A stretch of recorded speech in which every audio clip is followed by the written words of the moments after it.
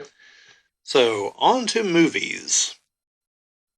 Now, I ended up watching Five Nights at Freddy's last night. What'd you think? I thought it was alright. It's entertaining. There was, since I've never played the games, there were parts I didn't expect. Then, it was a lot less violent than I was expecting. Like, it definitely just cuts away from most of the gruesomeness. So, although I should have figured that out with the PG-13 rating, I guess. Yeah. Except for the woman that gets bitten in half. Like, there you definitely see some stuff, and, like, her lower half fall down to the floor. So, like, it's pretty obvious what happened to her. As Owen said, he said it's pretty comical. Yeah, it had its moments. Like I said, since I never played the games, there were parts I didn't expect. Like, I didn't expect that his daughter was just gonna be like, oh yeah, by the way, here's the animatronic puppets that are like possessed, and the cop being like, yeah, I forgot to mention that, kind of, the guy like, oh, so robots powered by the ghosts of kids, huh? Like anything else you forgot to mention? Yes, it's a combination of the metal that's into them that and the way that they were assembled caused them to be able to absorb souls. Yeah. So Yes. they did not explain that. No, which I would expect not to because I don't think it's not explained until later, anyways. And I didn't see I guess it's a twist towards the end coming. That the guy that hired him was the guy that killed the kids, Yeah. and like had his own costume there too and everything, and Yes, and I heard that the spring locks and that got to, yeah, which doesn't kill him. yeah. Well, I mean, if he stays there long enough, it will. He's gonna bleed out, but Now, somehow he survives all that. He survives being torched multiple times too. oh well. But yeah, so interesting seeing Matthew Lillard back in action there briefly at the beginning and the end.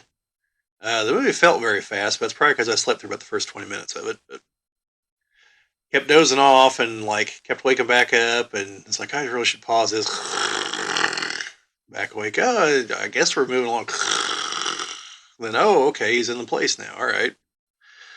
So yeah, I mean, like I said, I was entertained. And after watching it, I was like, holy shit, this was the number one movie at the box office, huh? There must not be a damn thing out. And I don't see the Marvels dethroning it either. So, which is terrible. But here we are. Uh, Which, and speaking of that, I mean, I don't think anybody should just look at, look at something, see what all these people are saying, oh yeah, the Marvel's going to suck. It's going to be this. If you want to go watch the movie, if you have any interest in doing it, go do it. I mean, I don't, I don't want to see what happened with Solo happen with the Marvels if Marvels is an actually okay movie. You know what I mean? Because people had, and don't get me wrong, they had the right to be butthurt about the Last Jedi because it sucked. yes. But they boycotted a good movie Right. to show, like, stick it to them. No, it's like you post your reviews because the thing with like Rotten Tomatoes, nobody looks at the tomato meter; they look at the user score because nobody cares about what a critic thinks about a movie anymore.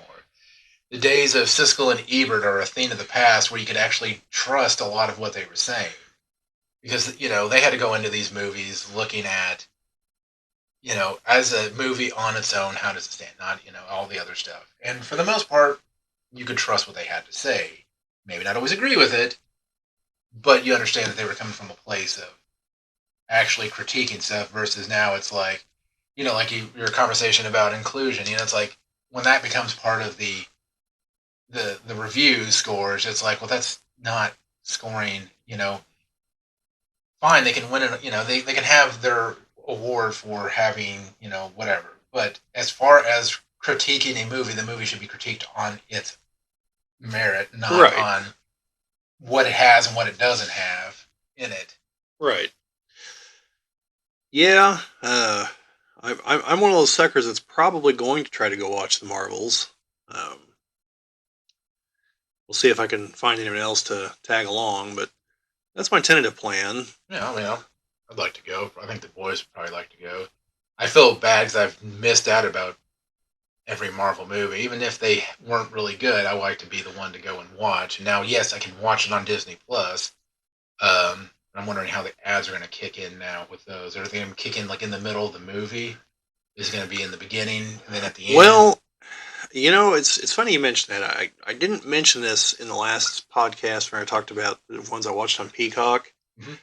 It was very clear that those were filmed knowing it was going to have ads, because like they definitely put them in like on a TV show where like the TV show it's clearly meant to cut at certain points for ads, not like say I don't know if you watch it on I don't know what the hell's one of the services that could have ads.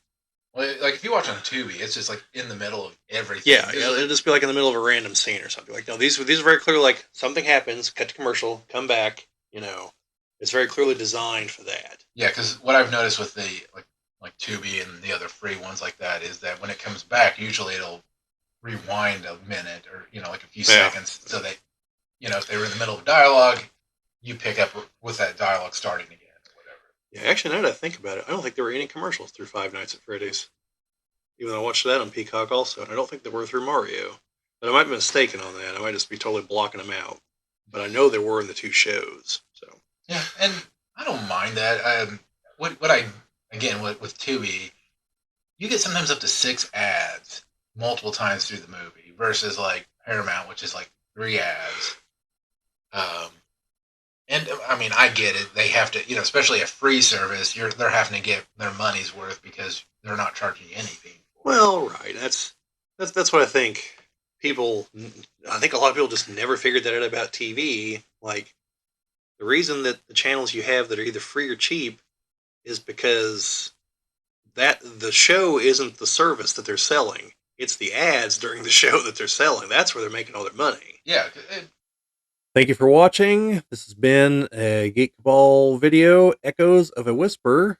This has been a clip from one of our podcasts. The link to the actual podcast this is from is in the description of the video if you want to see the entire thing, which we obviously encourage you to do. But otherwise, if you enjoyed what you saw, a thumbs up is always appreciated. Subscriptions and all the rest is definitely appreciated. Comments, as always. But just in general, thank you for watching. Hope you liked it. And check out the other videos we have here on the channel. See you later.